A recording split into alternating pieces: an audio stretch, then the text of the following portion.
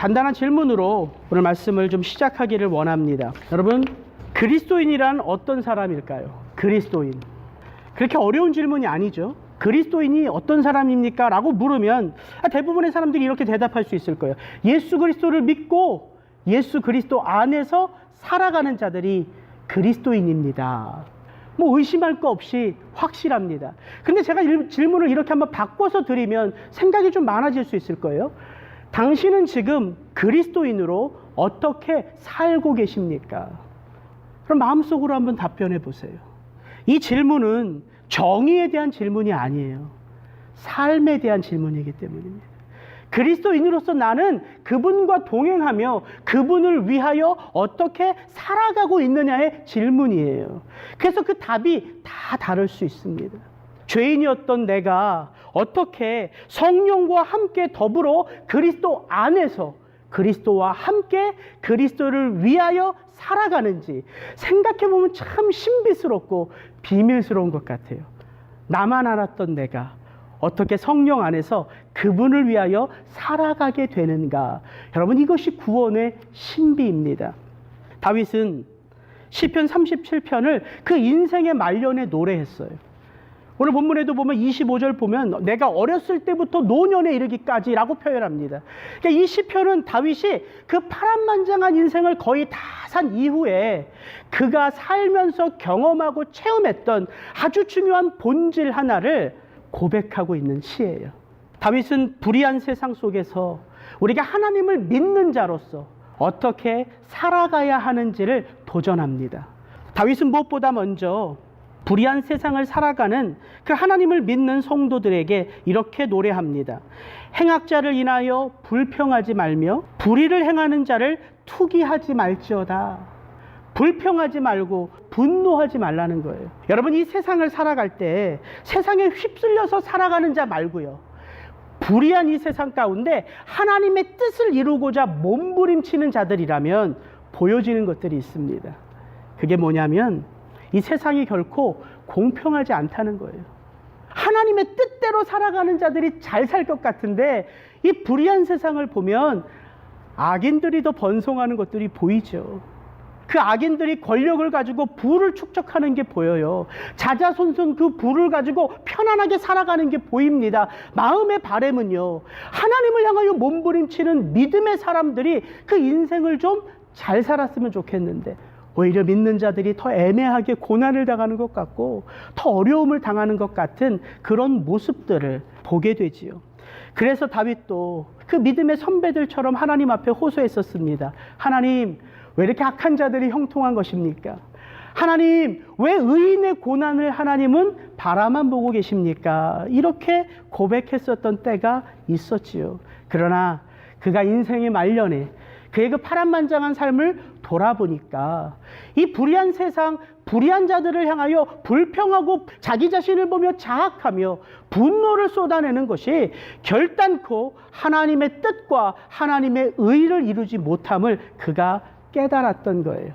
그래서 그가 우리에게 도전합니다. 여호와를 믿고 여호와를 의뢰하는 삶을 살라고 우리에게 도전하고 있는 거예요. 저는 오늘 본문의 말씀을 통해서 다윗이 우리에게 도전하는 그 믿음의 삶, 불의한 이 땅에 우리가 그리스도인이란 이름으로 살아갈 때에 우리 속에서는 어떠한 삶의 모습이 보여져야 하는가, 그것들을 좀 나누며 은혜를 받기 원합니다. 우리 1, 2절을 같이 한번 읽어보겠습니다. 1절, 2절입니다. 행악자를 인하여 불평하여 하지 말며 불의를 행하는 자를 투기하지 말지어다. 저희는 풀과 같이 속히 배임을 볼 것이며 푸른 채소같이 쇠잔할 것임이로다. 다윗은 행악자들, 불의를 행하는 자들을 향하여 우리가 불평과 분노를 하지 말아야 될 이유를 사실은 2절에서 노래하고 있어요. 저들, 악한 자들을 말하는 거죠. 저들은 풀과 같이 속히 배임을 받을 거라는 거예요. 여러분, 우리가 고통의 현장 가운데 또한 악인들에 대한 애매한 고난을 받을 때 우리의 눈이요, 이 불의한 세상을 향하고 우리를 모함하고 음모하는 악인들을 향할 때에 결단코 우리의 삶이 나아지지 않습니다. 그래서 다윗은 권면하는 거예요. 세상을 향하는 눈을, 악한 자들을 바라보는 눈을 들어 하나님을 보라는 거예요. 여러분, 하나님을 볼 때에 하나님을 기쁘시게 하는 삶이 펼쳐지기 시작해요. 하나님께 초점을 맞출 때에 하나님의 뜻을 알아가게 돼요. 여러분, 기도란 다른 것이 아닙니다. 기도란 믿음의 시선을 어디를 향하는 거예요? 고난의 현장 가운데 우리 믿음의 시선, 우리의 마음의 눈을 문제를 향하거나 우리를 음해하는 자들에게서 눈을 들어 하나님을 보라는 거예요. 그래서 기도는 뭡니까?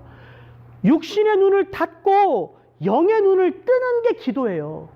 영의 눈을 뜬다는 말이 뭐예요? 믿음의 시선을 하나님께 초점을 맞춘다는 거죠. 그게 우리 삶의 항상 첫걸음입니다. 근데 다윗의 인생을 가만히 한번 묵상해 보면요, 우리가 참 재미있는 사실 하나를 발견하게 됩니다. 다윗의 인생 가운데는요, 기적이 없었어요. 하나도 없었어요. 다윗은 그 기적 하나 없는 그의 인생의 스토리 가운데 도대체 그가 어떻게 살았기 때문에 하나님을 기쁘시게 하는 자, 하나님의 마음에 합한 자로 인정받았을까? 다윗은 3절에서 이렇게 노래합니다. 같이 한번 읽겠습니다. 여호와를 의뢰하여 선을 행하라. 땅에 거하여 그의 성실로 식물을 삼을지어다. 그의 성실로 선을 행하라고 말합니다. 여러분, 오늘 이 본문 말씀을 잘 한번 보세요. 여호와를 의뢰하는 것이 무엇과 연결되어져 있습니까? 선을 행하는 것과 연결되어져 있어요. 어떻게 선을 행하라고요? 그의 성실이에요. 누구의 성실이에요? 여호와 하나님의 성실이에요. 그의 성실하심으로 자기 인생 앞에 펼쳐진 그 삶 가운데에 그 성실의 삶을 살으라는 거예요. 다윗이 그렇게 살았기 때문에 이렇게 자신 있게 노래할 수 있는 거예요. 우리가 여호와께 맡긴다, 여호와를 의뢰한다, 이런 이야기는 참 많이 들어요. 그런데 무엇이 여호와를 의뢰하는 삶인지에 대한 디테일은요, 우리가 좀 애매한 것 같아요. 청년들에게도 자주 질문을 받아요. 목사님, 이 문제를 하나님께 기도하면, 이 문제를 가지고 내가 하나님께 맡기면 그럼 다 하나님이 해주시는 것입니까? 이렇게 질문해요. 저도 어렸을 때는요, 그런 질문만 한 게 아니라 그런 확신을 가지고 살았어요. 그래서 제가 좋아하는 말씀들이 어떤 구절이었냐면, 하나님이 뭘 해주시겠다는 말씀들을 참 좋아했어요.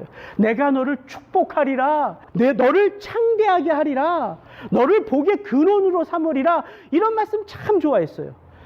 그런 말씀을 책상 앞에 자주자주 붙여놨어요. 말씀을 준비하는데 그 옛날 제 생각이 나더라고요. 중간고사 기간이었어요. 근데 우리 청년부 회장형이 저한테 전화를 했어요. 야, 형우가 교회 지하실에 페인트 칠을 해야 되는데 와서 좀 도와달라는 거예요. 지금 이때가 다 시험 기간이라서 다른 애들이 다 노하는데 너 좀 시험 기간 아니면 와서 도와달라는 거예요. 근데 저도 시험 기간이었어요. 근데 저는 기쁨으로 갔어요. 어떤 마음으로 갔냐면요, 아무 생각 없이 가서 종일 페인트 칠하고 있었던 게 아니에요. 내가 하나님의 집 일하는데 하나님이 내일 안 도와주실까, 이런 담대한 믿음을 가지고 가서 종일 그 페인트 칠을 하고 있었어요. 그리고 저는 정말 중간고사 시험지를 받고 아는 모든 것들, 떠오르는 모든 것들은 하나님이 주신 인사이트라고 생각하고 다 받아 적었어요. 생각나는 것들을. 어떻게 됐을까요, 결과가? 정확하게 그 중간고사 그 과목은 낙제를 받았어요. 그런 인생의 어려움을 경험하고 나서 하나님이 우리에게 내가 너를 축복하리라, 복의 근원이 되게 하리라, 창대케 하리라는 말씀은요, 하나님이 다 해주시겠다는 말씀이 아니에요. 그래서 우리가 여호와를 의뢰하고 여호와 앞에 기도를 맡기면 도대체 어떤 삶이 내 삶 가운데 펼쳐지는지 그 원리를 정확하게 알아야 돼요. 고난의 때에 우리가 기도합니다. 기도할 때 기도를 잘하려고 할 필요가 없다고요. 느끼는 대로, 복받치는 대로, 어긋난 대로, 생각나는 대로 그 하나님 앞에 서서 기도하세요. 근데 그렇게 하나님 앞에 다 쏟아 놓으면요, 어떤 일을 경험해요? 하나님과 소통하는 역사를 경험해요. 소통이 돼요. 그럼 그 문제를 내가 다 쏟아 놓을 때 하나님과 소통이 된다는 말은 무슨 뜻이냐면, 하나님이 내 기도를 받으셨다는 것을 알게 되는 거예요. 내 마음 속에 쏟아 놓은 그 마음의 빈자리 속에는 하나님의 뜻이, 하나님의 마음이 채워지는 거예요. 그게 기도의 시작입니다. 그렇게 하나님의 뜻이 내 마음속에 채워지면요, 우리가 어떻게 그 자리를 일어나요? 기쁨으로 일어나죠. 담대함으로 일어나요. 그리고 우리가 세상에 가요. 그리고 우리가 어떻게 합니까? 주어진 삶의 자리에 내가 서는 것이 아니라 이제는 나와 함께 하시는 하나님의 손길과 하나님의 마음과 하나님의 역사를 가지고 서게 돼요. 그래서 변하지 않는 그 상황 속에서 여전히 내가 일할 수 있는 거예요. 여호와를 의뢰하고 여호와를 맡기라는 것은요, 하나님께 모든 것을 다 맡겼으니까 이젠 하나님이 다 하시겠지 하고 내가 일어나서 가벼운 마음으로 나오는 게 아니라, 형우가 네 사정과 형편 내가 다 알겠다, 내가 다 맡았다, 이제 내가 너를 믿으니까 내가 너에게 내 힘을 줄 테니까 네가 다 가지고 삶의 자리로 들어가라. 달라요. 하나님의 믿어주심을 가지고 삶의 자리로 나아가는 거예요. 하나님의 함께 하심을 가지고 그 삶의 자리에 들어가는 거예요. 그렇게 이 땅 가운데, 불의한 땅 가운데에 하나님의 믿음의 역사는 하나님과 소통한 자, 그래서 이제 내가 하는 모든 일이 어떤 일이 되는 거예요? 하나님이 하시는 일이 되는 거예요. 저에게는 어떤 믿음이 없었어요. 그 대학교 때 하나님에게 맡기는 믿음은 있었는데, 하나님이 다시 그 모든 것을 나에게 맡으라고 주신 거는 잊어먹고 살았던 거예요. 그래서 신앙은 인격이에요. 하나님이 거저 우리를 창대케 하시는 게 아니에요. 욥은요, 숱한 고난을 통해서 창대한 믿음으로 일어났어요. 아브라함은요, 복의 근원이 저절로 된 것이 아니라 창세기 11장에 부름받은 아브라함이요, 언제 그 아브라함의 인생의 클라이막스를 경험하면요, 믿음으로 그 아들 이삭을 바칠 때예요. 기쁨으로 단을 거두기 위해서는 어떻게 해야 돼요? 울며 씨를 뿌리러 나가라고 시편 기자는 우리에게 도전합니다. 여호와께 맡기는 것은요, 하나님 다 맡아주십시오가 아니에요. 하나님의 뜻을, 하나님의 마음을 내 삶 가운데 이제는 하나님의 이름으로 하는 거예요. 그게 여호와를 의뢰하는 거예요.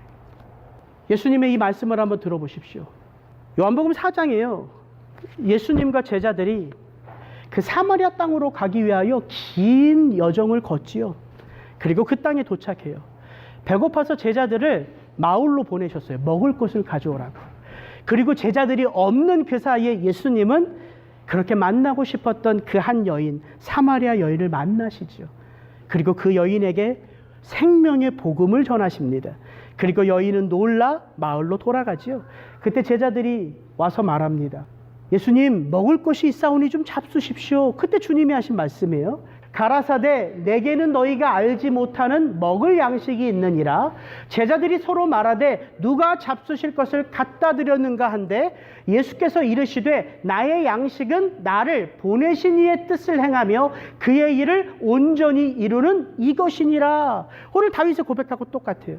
여호와를 의뢰하여 선을 행하라. 그의 성실을 식물로 삼을지어다. 예수님이 말씀하십니다. 나의 양식이 뭐라고요?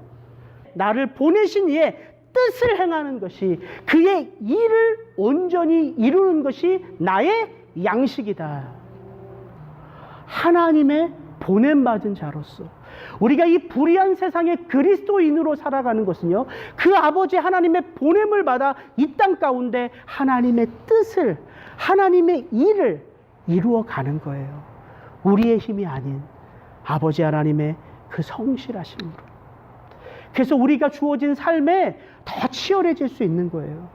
우리에게 주어진 삶에 더 전심전력할 수 있는 거예요. 이제는 단지 이 일이 내 일만이 아니거든요. 아버지의 이름으로 행하는 일이거든요.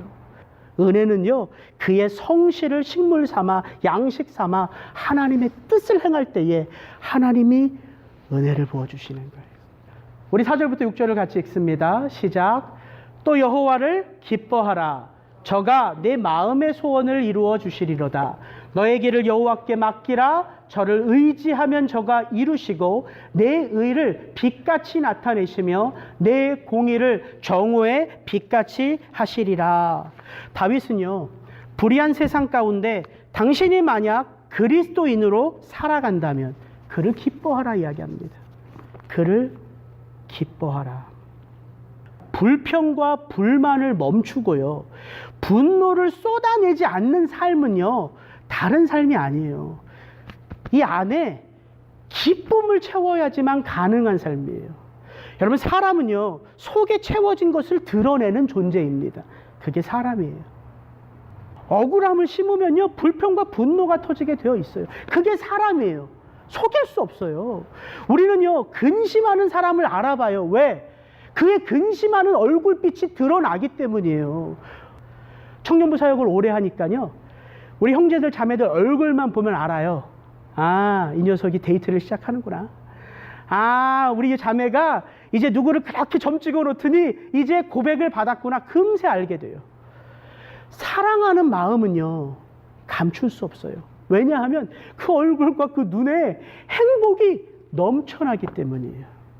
그래서 우리가 이 불의한 세상 속에서 하나님을 믿는 믿음으로 살아간다면 우리는 마땅히 기뻐할 수 있다고 다윗은 말하는 거예요. 왜냐하면 불의한 이 세상보다, 악한 이 세상의 행악자들보다 내가 믿고 의지하고 따르기를 원하는 하나님이 더 크신 분임을 알기 때문이에요. 그래서 기뻐할 수 있는 것입니다. 그래서 기쁨은요, 믿음의 모습이에요. 성령의 열매입니다. 왜냐하면 저절로 기뻐할 수 없기 때문이에요. 여러분은 허락된 매일매일의 삶을 어떻게 바라보십니까? 그 하루를 시작하세요. 어떻게 시작하세요? 삶이 주는 무거움 때문에 잠자리 들 때 혹시 그런 거 경험하신 적 있습니까? 이렇게 누운 이대로 내가 천국에 있었으면 참 좋겠다. 우리의 삶이 그렇게 녹록하지는 않은 것 같아요. 이 삶 속에 하나님 내게 좀 이 어려운 삶을 이겨낼 수 있는 강력한 하나님 믿음을 주시면 참 좋을 텐데, 다가오는 상황 속에, 유혹 속에 여전히 나를 찾고 나를 의지하고 나를 바라보면서 무너지는 내 모습을 볼 때에 우리는 우리의 믿음 없음을 인정하지 않을 수 없습니다. 저는 예레미야 애가의 노래를 묵상하면서 야, 이렇게 내가 이 하루를 바라보면 참 좋겠다 했던 대목이 있어요. 눈을 감고 들어보세요. 내 고초와 재난, 곶쑥과 담즙을 기억하소서. 내 마음이 그것을 기억하고 내가 낙심이 되오나 이것을 내가 내 마음에 담아두었더니 그것이 오히려 나의 소망이 되었사옴은 여호와의 인자와 긍휼이 무궁하심으로 우리가 진멸되지 아니함이니이다. 이것들이 아침마다 새로우니 주의 성실하심이 크시도소이다. 내 심령에 이르기를 여호와는 나의 기업이시며 그러므로 내가 그를 바라리라 하도다. 기다리는 자들에게나 구하는 영혼들에게 여호와는 선하시도다. 아멘. 그래서 다윗은 말하는 거예요. 여호와를 기뻐하라는 거예요. 우리 믿음의 선배들이 우리와 똑같은 인생의 고난 속에 살았어요. 얼마나 그 고난이 힘들고 어려웠냐면 담즙과 쑥같이 이 마음에, 이 입술에 썼다는 거예요. 그 쓴 담즙 같은 고난을 내 삶 속에서 잊고 싶어도 그게 떠오르니까 그것을 기억할 수밖에 없고 그 기억들이 내 마음속에 이렇게 담아질 수밖에 없다는 거예요. 그런데 그 담즙 같은 고통의 순간에 그가 문득 아침에 눈을 떴는데 뭘 기억했는지 아세요? 어느 순간 그 마음속에 담겨진 그 고난이 이 지옥 같은 삶 가운데 내가 살아있음이, 사라지지 않고 내가 이 고통스러운 세상 가운데 오늘 여전히 눈을 뜨고 살아갈 수 있음이 어느 순간 평강의 마음으로 임한 거예요. 누구 때문일까요? 여호와 하나님 때문에. 우리 마음속에 깊이 담겨진 그 고난의 그 자리가 여호와 하나님을 통하여 어느 순간 내가 그의 손안에 지켜지고 있음을 깨닫게 된 거예요. 그래서 그가 늘 눈 떴을 때 불평했던 그 하루의 시작이 어떻게 고백되어져요? 주의 성실하심이 아침마다 새롭다. 여러분에게 그 마음이 있었으면 좋겠어요. 여러분이 하루를 열 때에 지긋지긋한 또 하루가 내가 열린 게 아니라 하나님을 알아가는 하루, 하나님의 이 친밀하심을 경험하는 하루. 내가 일하는 것처럼 보여지지만 하나님이 나를 통해서 일하시는 하나님의 구원의 역사가 이루어지는 그 하루인 것을 여러분이 믿음으로 고백하며 시작할 수 있기를 주의 이름으로 축복합니다. 여러분, 그때 비로소 우리의 삶이 믿음 안에서 보여져요. 여호와를 향한 믿음의 마음이 기쁨으로 나타나야지만 우리가요, 슬퍼하는 자와 함께 슬퍼할 수 있어요. 아파하는 자와 함께 아파할 수 있어요. 기뻐하는 자와 함께 기뻐할 수 있어요. 우는 자와 함께 울 수 있어요. 저는 그것이 그리스도인의 삶이라고 생각합니다. 그리스도를 닮아가는 예수님의 냄새가 나는 삶이라고 생각해요. 여러분, 죄를 지적하는 자는 세상에 널려 있어요. 교회의 문제를 지적하는 자는 세상에 널려 있다니까요. 그런데 교회에 아파하는 자들을 향하여 아파하는 자들, 눈물 흘리는 자와 함께 울어주는 자들, 죄 가운데 있어서 고민하는 자들과 함께 고민하는 자들은요, 드물어요. 예수님은 죄 지은 여인에게 돌 던지지 않으셨어요. 근데 예수님은 그 여인을 무조건 용서하지도 않으셨어요. 예수님은 정확하게 율법대로 말씀하셨어요. 율법에 죄 있는 자는 돌로 치라 하니까 내가 둘러서 너희들에게 다 말한다. 너희들 가운데 그래 다 돌로 쳐라. 그런데 죄 없는 자들 돌로 쳐라. 왜일까요? 죄가 있으면 너도 그 돌에 맞아 마땅한 존재이기 때문이에요. 율법대로라면. 그래서 이렇게 말씀하시는 거예요. 죄 없는 자는 다 돌로 쳐라. 양심에 찔려서 모든 사람들이 돌아가죠. 예수님이 그 여인 앞에 앉으셨어요. 그리고 뭐라고 말하셨어요? 그 여인의 죄를 지적하셨습니까? 아니에요. 그럼 무조건 용서하셨습니까? 아니에요. 너 용서받은 자인 것을 기억해라. 그 말을 이렇게 하셨어요. 다시는 죄를 짓지 마라. 죄가 너를 지배하는 삶을 살지 말고 용서받은 은혜가 너를 지배하는 삶을 살아라. 이 말씀하신 거예요.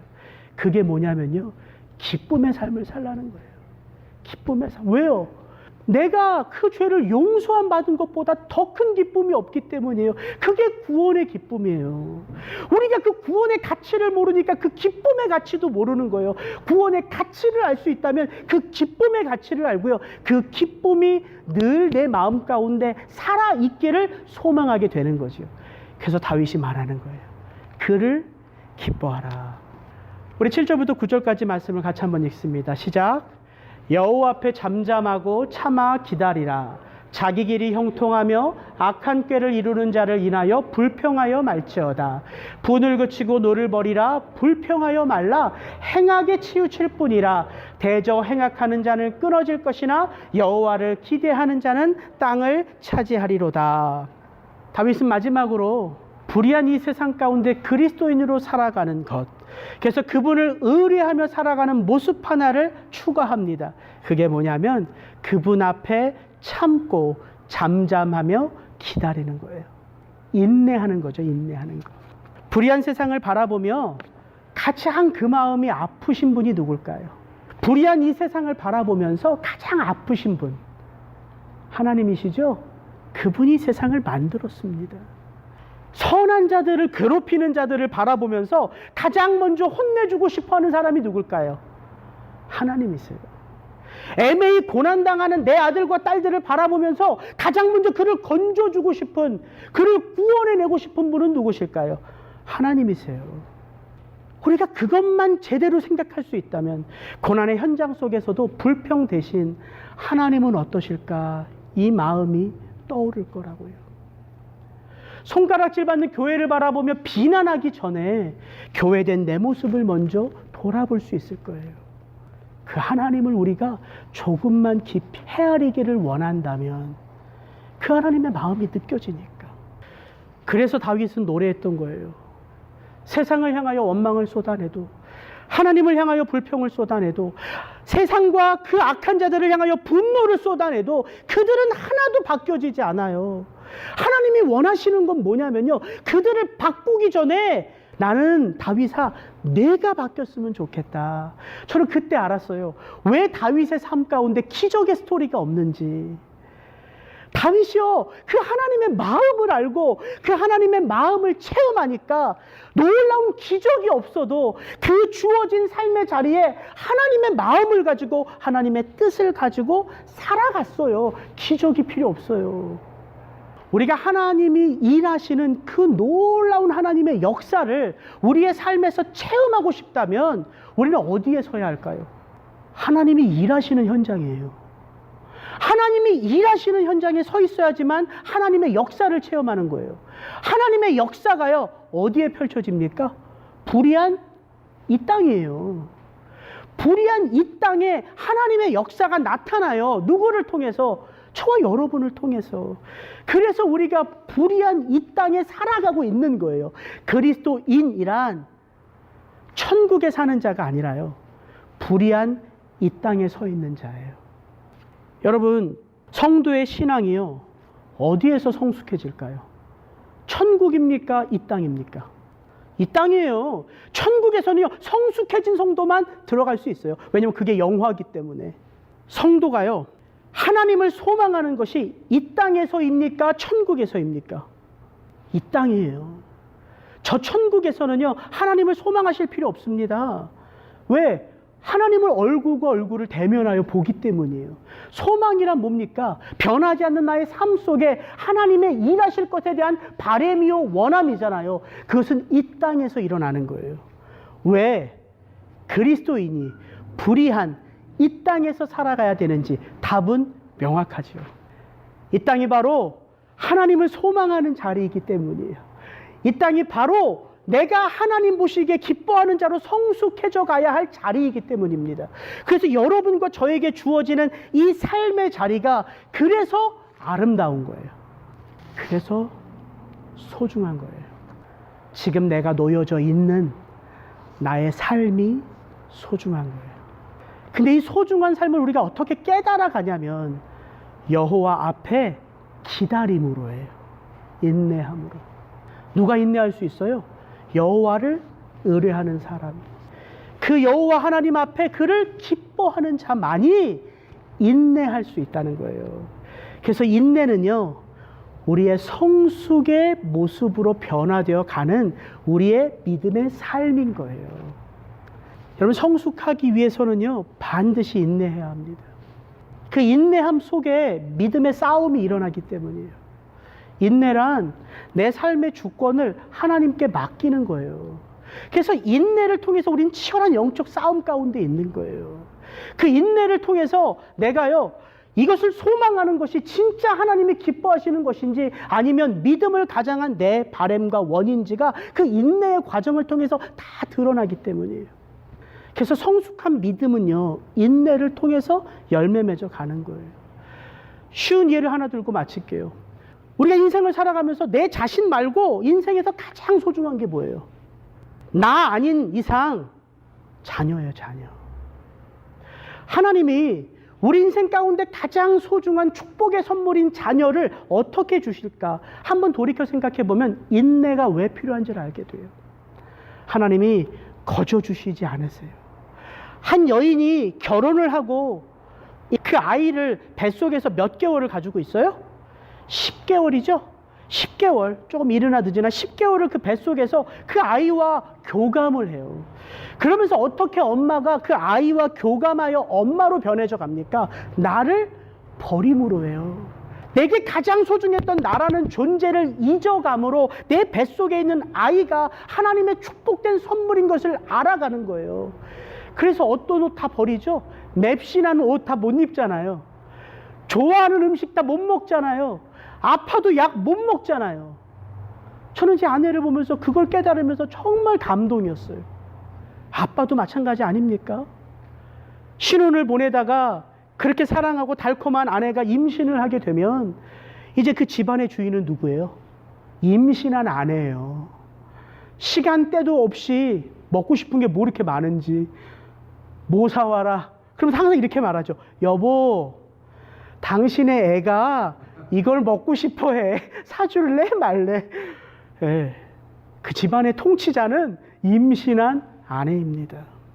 10개월이 지나 그 아이가 출산하면 이제는 마음 편히 살아가는 게 부모의 역할일까요? 그렇지 않죠. 오히려 뱃속에 있을 때가 더 편하죠. 걷지 못했을 때가 더 편하죠. 그래도 뭔가를 내가 컨트롤할 수 있으니까. 자라가는 아이를 보면서 우리는 알게 돼요. 인내가 왜 필요한지. 이 아이를 내 마음과 내 뜻대로 키울 수 없음을 우리는 알게 돼요. 그래서 어떻게 해요? 의지할 수 있는 유일하신 한 분 하나님을 의뢰하는 거예요. 그분께 맡기는 거예요. 그리고 엄마 아빠가 아무것도 안 합니까? 아니잖아요. 하나님께 내 아이를 맡기고 하나님으로부터 그래 네가 바로 내가 보낸 이 아이의 청직이다라는 사명을 도로 받잖아요. 그래서 전심전력으로 그 아들을 위하여 다 희생하잖아요. 그게 어머니고 아버지예요. 나 대신 내 모든 것을 쏟아놓을 수 있는 존재. 우리가 불의한 세상 가운데서 하나님을 의뢰하는 것은 그래서 막연한 것이 아니에요. 그가 나에게 모든 것을 맡겨주셨음을 기억하면서 삶의 자리로 나아가는 거예요. 그분만이 나의 유일한 기업인 것을 믿음으로 고백하며 그를 기뻐하는 거예요. 그리고 나서 내 때, 내 뜻, 내 생각이 아니라 그분의 뜻, 그분의 생각, 그분의 방법 속에 나의 삶을 맡기는 거예요. 그게 인내하는 거예요. 그 삶이 우리 속에서 살아날 때 우리는 이 불의한 세상 속에서 그리스도인으로 참되게 살아가는 것입니다. 같이 기도하겠습니다.